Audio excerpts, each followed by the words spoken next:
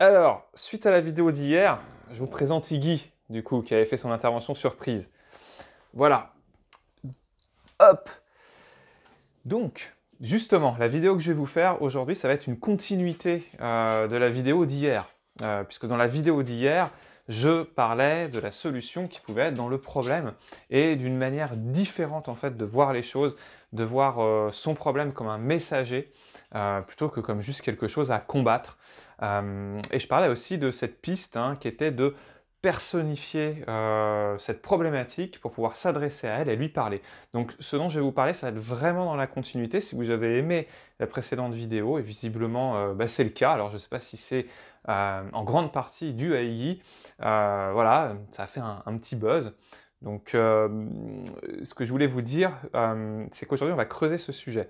Parce que beaucoup de fois, ça arrive de se sentir tiraillé, d'accord? Il y a un côté de nous qui est fonceur, qui atteint ses objectifs, qui veut y aller, qui est plein de motivation, et souvent on a une autre partie qui va venir freiner.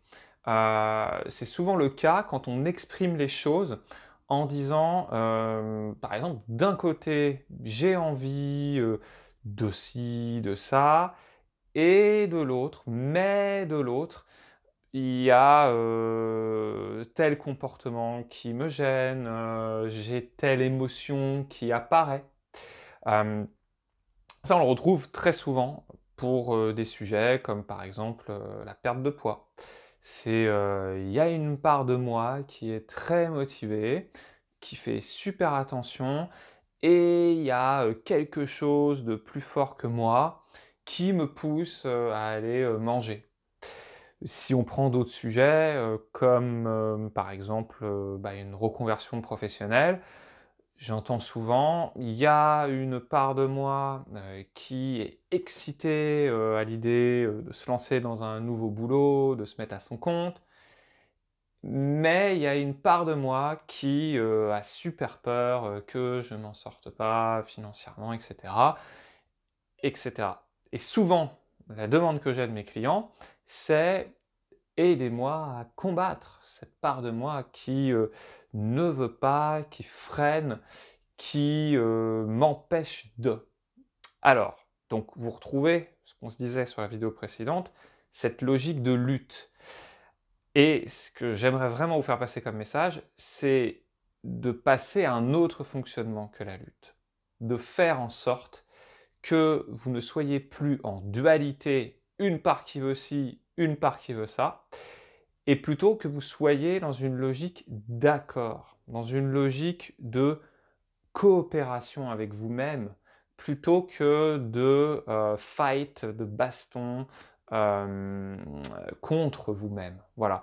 Donc, le cœur de mes accompagnements, souvent, c'est de faire en sorte que la personne, elle se retrouve dans un accord avec elle-même, dans une sorte de paix intérieure, plutôt que de dualité, de logique d'opposition, l'un ou l'autre. C'est plutôt l'un et l'autre.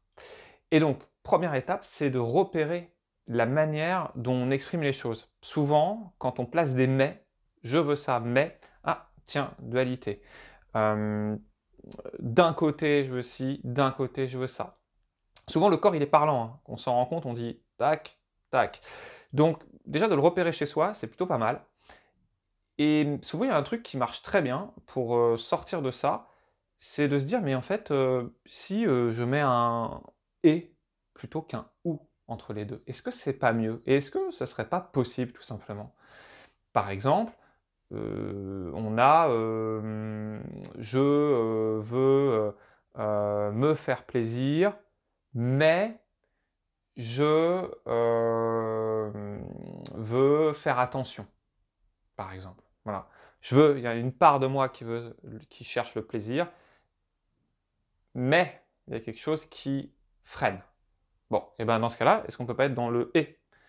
Je veux me faire plaisir et faire attention. Et en fait, quand on fait ça, on se rend compte que dans plein de sujets, on est en train d'opposer des choses qui, en fait, pourraient tout à fait travailler ensemble. Et ce que j'incite vraiment les personnes à faire, c'est avoir ces deux parties, ces deux dualités comme des membres d'une équipe, tout simplement. Et des membres d'une équipe, on peut les opposer dans une logique de compétition, et on peut aussi les faire se rassembler.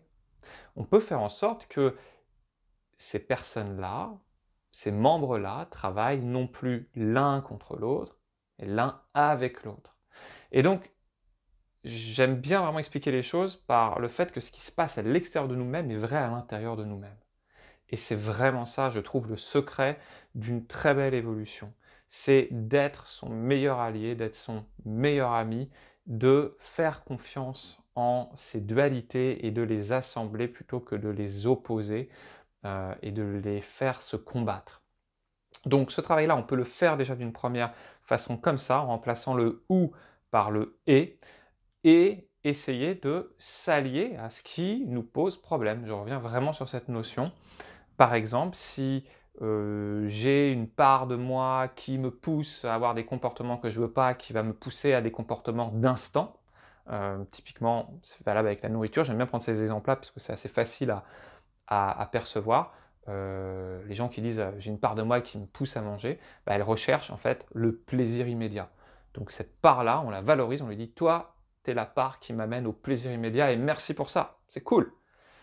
Et d'un autre côté, on est aussi conscient qu'on a la part qui nous pousse au plaisir plus long terme. Et donc on est très content aussi de cette partie-là. En fait, on est content des deux. C'est bien d'avoir du plaisir dans l'immédiat et c'est bien d'avoir du plaisir sur le long terme. Imaginons une seconde que ces deux parties-là, au lieu de s'opposer immédiat à long terme, travaillent main dans la main. Si elles se mettent à travailler main dans la main, en fait ça change la donne. On peut être dans le plaisir immédiat et dans le plaisir à long terme. On peut faire attention et prendre du plaisir. Et ça c'est valable pour plein de choses. Là j'ai pris la nourriture, prenez un projet, prenez n'importe quel objectif, c'est pour ça que je dis que ce n'est pas le sujet qui compte quand on travaille sur soi, et c'est plutôt le processus intérieur qui compte. Donc cette logique d'accord, elle est super importante. On peut la travailler comme cela, déjà en identifiant ces dualités, en les alliant. On peut aussi faire des travaux d'introspection, j'utilise l'hypnose pour ça, pour faire dialoguer ces parties-là, en les matérialisant. Moi j'aime bien le faire avec des mains, on a une part qui est là, une part qui est là, et sous hypnose, on fait les mains se rejoindre comme ceci, et on sent qu'il y a un travail intérieur qui se fait tout seul, que on sort de l'affrontement pour aller vers un accord. Et ça, c'est vraiment très bien aussi en hypnose, mais pas besoin forcément, obligatoirement, d'hypnose. Déjà, de le faire comme ça, c'est déjà super. Après, l'hypnose va l'amplifier et faire que ce travail intérieur va être encore un peu plus puissant. Voilà. En tout cas, moi, j'aime bien le faire à deux niveaux, que la personne le fasse intellectuellement, qu'elle manipule ses notions, qu'elle passe du « ou » au « et », qu'elle rassemble ses forces plutôt qu'elle l'écarte ou distingue ses équipes, qu'elle fasse une véritable fusion, et du coup, elle va se rendre avec un potentiel d'action beaucoup, beaucoup plus fort. Voilà, donc cette vidéo est vraiment complémentaire de la précédente. Vous pouvez voir la précédente, justement, si vous ne l'avez pas vue, pour vraiment faire le lien, et utiliser cela au mieux. Voilà, je vous dis à très bientôt. Amusez-vous avec cette notion, remplacez le « ou » par le « et voyez comment ça va simplifier les choses et comment vous allez vous sentir mieux à l'intérieur. Voilà, à très vite. Salut!